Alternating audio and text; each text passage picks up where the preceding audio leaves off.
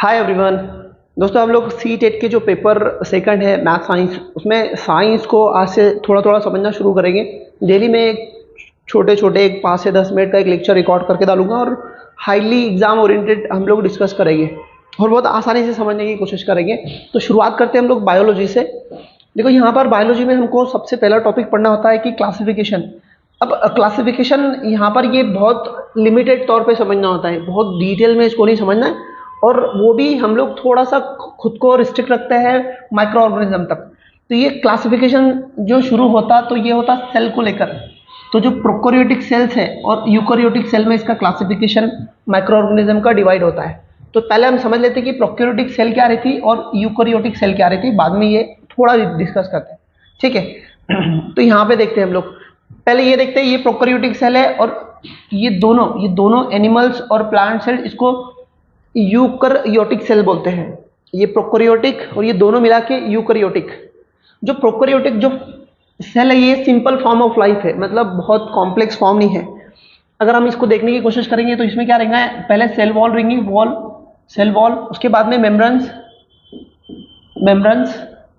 और मेम्ब्रेन्स के अंदर में साइटोप्लाज्म। ये जो दिख रहा है ब्लू लिक्विड, इसको साइटोप्लाज्म बोलते हैं। साइटोप्लाज्म के अंदर में न्यूक्लियस एब्सेंट है, डायरेक्ट क्रोमोसोम है, ये क्रोमोसोम है, डायरेक्ट क्रोमोसोम है। इसका इससे जो फर्क है वो ये है कि इसके अंदर आप देखेंगे कि प्योरली न्यूक्लियस है और इसके अंदर क्रोमोसोम है। इसके अंदर न्यूक्लियस के अंदर क्रोमोसोम है। यहाँ पे भी वही हाल है प्लांट सेल में। यहाँ पर न्यूक्लियस एब्सेंट है, न्यूक्लियस एब्सेंट है और जो क्रोमोसोम है ना वो डायरेक्ट साइटोप्लाज्म में है। पहला फर्क।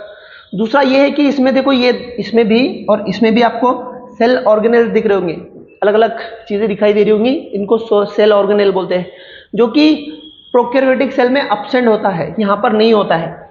यूकैरियोटिक सेल में वो होता है, ठीक है। तो ये प्रोकैरियोटिक का सिंपल फॉर्म है। आप फिर से एक चीज याद रखिए, यहाँ पर देखो, यहाँ पे पहले तो रहता सेल वॉल, फिर उसके बाद में मेम्ब्रेन्स, उसके बाद में साइटोप्लाज्म और उसके बाद में ये जो दिख रहे क्रोमोसोम। बस इतना ही होता है, ज्यादा कॉम्प्लेक्स फॉर्म नहीं होता है लाइफ का, सेल का। यहाँ पे आप देखेंगे तो यहाँ पे बहुत डिटेल है, जैसे कि यहाँ पर देखो ये एनिमल सेल में डायरेक्ट मेम्ब्रेन्स है और यहाँ पे प्लांट सेल में सेल वॉल भी है और मेम्ब्रेन्स भी है, ठीक है। बट हम लोग इनको डिटेल में अगले लेक्चर में डिस्कस करेंगे। अभी हम सिर्फ इतना समझने की कोशिश करते हैं कि दोनों में फर्क क्या है। तो ये बहुत सिंपल फॉर्म है और ये बहुत कॉम्प्लेक्स फॉर्म ऑफ लाइफ है। इसमें न्यूक्लियस होता है, यूकैरियोटिक सेल में न्यूक्लियस होता है और न्यूक्लियस के अंदर में क्रोमोसोम, आरएनए, डीएनए वगैरह होते हैं। और दूसरी बात कि इसके अंदर सेल ऑर्गेनेल भी मौजूद होते हैं। यहाँ पे भी आप सेल ऑर्गेनेल देख रहे होंगे, सेल ऑर्गेनेल है, यहाँ पे एब्सेंट है। ये बेसिक फर्क है। एक बार और बताता हूँ, ये बहुत सिंपल फॉर्म ऑफ लाइफ है और ये कॉम्प्लेक्स फॉर्म ऑफ लाइफ है, इनके बीच का ये फर्क है। याद रखना, यहाँ पर इसको सेल वॉल भी होती है। हम लोग आगे जब सेल डिस्कस करेंगे तो ये सब डिस्कस करेंगे, इनके दोनों का फर्क। यहाँ पर आपको सेल वॉल याद रखना है कि होती है और मेम्ब्रेन्स तीनों में भी होती है, ठीक है। वापस हमारे क्लासिफिकेशन पे आते हैं। तो जो ऑर्गेनिज्म का जो डिवीजन हुआ है वो सेल की बेसिस पे क्या हुआ, प्रोकैरियोटिक सेल वो होती है जो सिंपल फॉर्म ऑफ लाइफ होता है और ये यूनिसेलुलर होते हैं। मतलब प्रोकैरियोटिक सेल में जो लाइफ होती है वो यूनिसेलुलर होती है और उसमें एक ही कैटेगरी आती है, मोनेरा, ठीक है। इसके एग्जांपल कौन कौन से मैं आपको आगे समझाता हूँ। अब हम लोग आते हैं यूकैरियोटिक में। यूकैरियोटिक यूनिसेलुलर भी है और मल्टीसेलुलर भी है। मतलब यहाँ पर एक सेल लाइफ भी है और मल्टीसेलुलर लाइफ भी है। अगर यहाँ की यूनिसेलुलर की बात करें तो प्रोटिस्टा आता है, इसका दूसरा नाम है प्रोटोजोआ, ठीक है। प्रोटोजोआ भी बोलते हैं इसको, प्रोटिस्टा को, ठीक है। उसके मल्टीसेलुलर पे आते हैं। मल्टीसेलुलर पे देखो क्या है, प्लांट्स है जो हमको सब मालूम है क्या है इसके बारे में, फंगस है और एनिमल है। तो यहाँ पर ये प्लांट्स अपना खाना खुद तैयार करते, तो इसलिए इसको जो भी है हम लोग आगे डिटेल में समझेंगे इसके बाद में। फंगस है और एनिमल है। अब थोड़ा इनके एग्जाम्पल समझ लेते क्या क्या है जो एग्जाम में पूछेंगे आपको। देखो यहाँ पर आपको पहले देखते हैं हम लोग, ये देखो, ये अगर इसको गौर से देखना है प्रोकैरियोटिक सेल को तो देख लो, यहाँ पर ये जो आपको रेड रेड दिख रहा ना, ये क्रोमोसोम है, ठीक है। इसमें कोई न्यूक्लियस नहीं होता है कि उसके अंदर और कुछ चीजें, और इसमें जो सेल ऑर्गेनेल है वो एब्सेंट है और साथ साथ ये आप देख रहे हैं सेल वॉल है इसके अंदर में, ठीक है। पहला हमारा किंगडम था मोनेरा, जो कि प्रोकैरियोटिक सेल का एग्जांपल देखे थे। तो देखो मोनेरा में आपको ये याद रखना है कि ये मोनेरा यूनिसेलुलर आता। उसके साथ साथ इसके एग्जांपल दो ही है, एक तो बैक्टीरिया है ये वाला आपका बैक्टीरिया, और एक एग्जांपल है इसका ब्लू ग्रीन अलगी का, मतलब बैक्टीरिया और ब्लू ग्रीन अलगी, बस ब्लू ग्रीन अलगी। आप सोचेंगे अलगी तो प्लांट्स में आता, देखो मोनेरा में ब्लू ग्रीन अलगी के एग्जांपल पे कई बार सवाल पूछा है, तो दो एग्जांपल याद रखना, एक तो बैक्टीरिया और ब्लू ग्रीन अलगी।